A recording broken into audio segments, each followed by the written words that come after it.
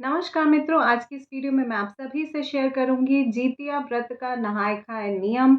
इसमें हम तेल खरी कैसे करते हैं, अपनी सास है या नहीं है तो हम तेल खरी कैसे देंगे, ओठगन हम कैसे करते हैं, ओठगन को कैसे बनाते हैं, कैसे उसको करते हैं, साथ ही साथ इसमें क्या खाया जाता है, इस बार इस व्रत को हम कैसे उठा सकते हैं और नहाय खाए में हमें क्या क्या करना है, कैसे इस पूजा विधि को किया जाता है, इसी सब डिटेल जानकारी के साथ आज की इस वीडियो को शुरू करते हैं। तो आइए जानते हैं जितिया व्रत का नहाय खाए का नियम। तो देखिए, जिस दिन आप जितिया व्रत रखेंगे उसके एक दिन पहले नहाय खाए किया जाता है। नहाय खाए का सबसे इम्पोर्टेंट जो है वो है तेल और खरी का नियम। मैं आपको बताती हूँ खरी किसको कहते हैं। देखिए, खरी जो होता है जब हम सरसों के तेल को पिरवाते हैं, मतलब सरसों के तेल का जो होता है जब हम तेल निकालते हैं बीज से उसके, तो उसका जो वेस्ट बचता है, जो उसका खराब पार्ट बचता है, उसको हम बोलते हैं खरी। वो क्या होता है, गाय को दे दिया जाता है खिलाने वगैरह के लिए, तो उसको बोलते हैं खरी। तो खरी और सरसों के तेल को आज के दिन नहाय खाए के दिन यूज किया जाता है। तो जब हम आज के दिन क्या होता है कि जैसे जिस दिन हम नहाय खाए कर रहे होते हैं, यानी कि जितिया व्रत के एक दिन पहले हम नहाय खाए जिस दिन करेंगे, उस दिन हम क्या करेंगे, वैसे तो नदी के किनारे किया जाता है या बहुत सी महिलाएं क्या करती हैं, गड्ढा खन के उसमें पानी भर लेती हैं और उसी के पास इस पूजा को करती हैं। तो आप देख लीजिएगा, मैं मेट्रो सिटीज के मतलब बात कर रही हूँ क्योंकि मैं वहां रहती हूँ, तो मेरे हिसाब से मैं आपको बता रही हूँ। तो एक परात ले लिया जाता है, पीतल का परात में या स्टील का परात आप ले लीजिए, उसमें 4 जगह तोरी का पत्ता जो होता है, तोरई का पत्ता जो होता है, उसको रखा जाता है, ठीक है? 4 जगह तोरी का पत्ता रखा जाता है। अगर आपको पत्ता ना मिले तो आप केले का पत्ता भी रख सकती हैं, पान का पत्ता भी रख सकती हैं। तो 4 जगह रखा जाता है। मैं 4 जगह रखती हूँ, लेकिन अगर आपकी सास नहीं है तो भी आप ही 4 जगह रखेंगी, लेकिन अगर आपकी सास है तो आपको 3 जगह ही रखना है। ये सबसे पहला नियम है, खरी और तेल का नियम मैं बता रही हूँ। तो 3 जगह आपको पत्ते रखने हैं अगर आपकी सास हैं, और अगर आपकी सास नहीं है तो उसको 4 जगह आप रखेंगे, ठीक है? तो सबसे पहले क्या होता है, सुबह हम नहा लेते हैं, किसी से बात नहीं करते हैं, कुछ नहीं करते हैं, नहाए-खाए के दिन ब्रश करके नॉर्मल जो रूटीन होता है वो सब करके, भगवान जी की पूजा करके, सबसे पहले हम आधा भीगा कपड़ा होना चाहिए, यानी कि बाल आपके आधे भीगे होने चाहिए आपको, मतलब जैसे गणेश चौथ की हम पूजा करते हैं आधा भीगे हुए अवस्था में, वैसे आधे भीगे अवस्था में, क्योंकि ये नदी के किनारे प्राचीन काल में पूजा की जाती थी, तो इसलिए आपको आधे भीगे अवस्था में, मतलब आपको वेट नहीं होना, ड्राई नहीं होना है, थोड़ा-सा बॉडी को वेट रखना है, बाल भी आपके भीगे होने चाहिए, पूरी तरह से सूखे नहीं होने चाहिए। उसके बाद आप क्या करेंगे, तोरी के 4 पत्ते, जैसे मैं 4 और 3 का बता चुकी हूँ, 3 या 4 पत्ते रख के उसके ऊपर आपको सबसे पहले गंगा जल से छिड़काव करना है। उसके बाद आपको सबसे पहले जो खरी होगा, अगर आपके पास खरी नहीं है तो सरसों को आप क्या कर लीजिएगा, सरसों को आप उसको मिक्सी में डाल के, भिगो के उसको मिक्सी के में डाल के पीस लीजिएगा, वही हो गया आपका खरी। तो ठीक है? तो खरी आप रख लीजिएगा पत्ते के ऊपर। तो सबसे पहले जीवित वाहन भगवान के लिए वहाँ पे रखा जाता है, उनको आह्वान करते हुए कि हे भगवान, मैं आपका आह्वान करती हूँ, मेरे पूजा को संपन्न कीजिए, मेरे पूजा को पूर्ण कीजिए, हमारे बच्चों को दीर्घायु दीजिए।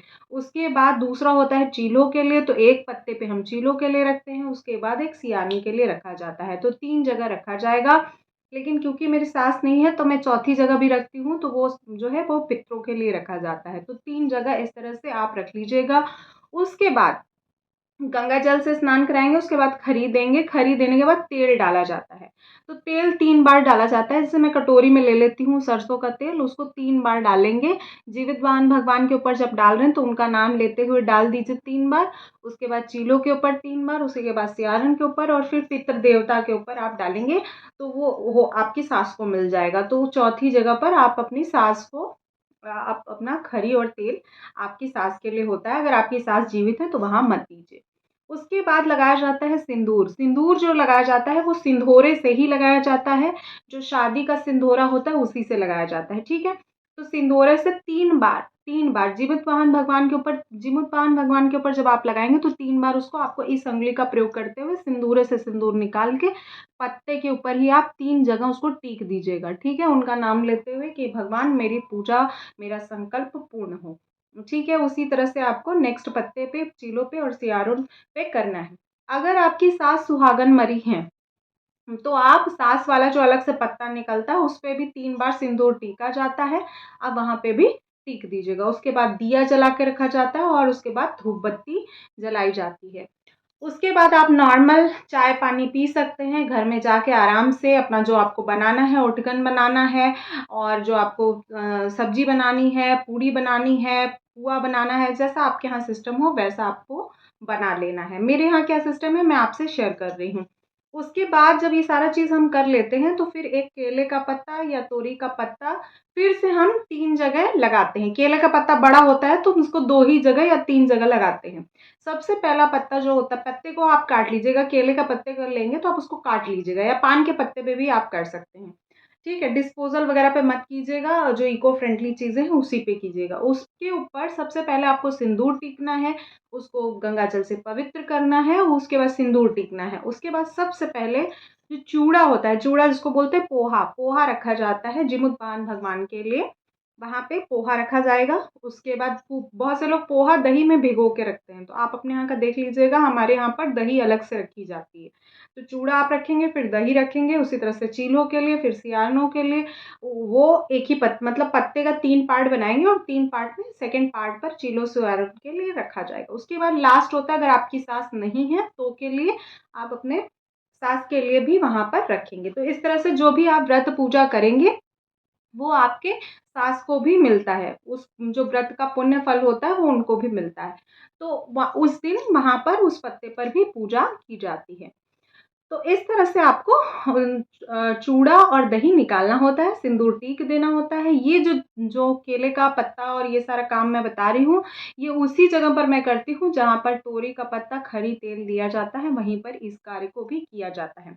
उसके बाद आज के दिन क्या-क्या चीज़ें बनाई जाती हैं, मैं आपको बता देती हूँ। साथ ही साथ मैं आपको इस वीडियो में ये भी बताऊँगी कि अगर पीरियड्स हैं, तो हम कैसे नहाए-खाए की विधि को करेंगे।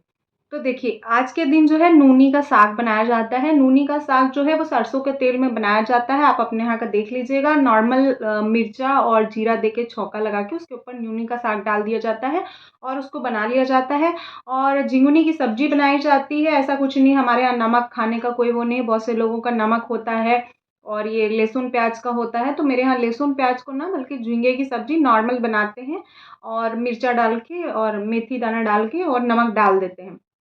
नॉर्मल बना देते हैं और उसके बाद पूड़ी बनाई जाती है और पूड़ी के अलावा मरवे की रोटी भी बनाई जाती है, तो साइड में थोड़ा घी डाल के उसको सेक देते हैं बढ़िया से मरवे की रोटी को। तो नहाए-खाए के दिन इसको खाए मतलब बना के रखा जाएगा। ओठगन को भी बनाया जाता है। ओठगन क्या होता है, आटे में ही थोड़ा-सा बेसन वगैरह डाल के, सूजी वगैरह डाल के उसके अंदर गुड़ का पानी, गुड़ को भिगो दिया जाता है और उसी के अंदर उसको डाल के सान दिया जाता है और उसके बाद उसका ओठगन बनाया जाता है। बिल्कुल वो ओठगन जो है वो गैस के पास ऐसे सटा के रख दिया जाता है। नेक्स्ट डे उसी ओठगन को चढ़ाया जाता है।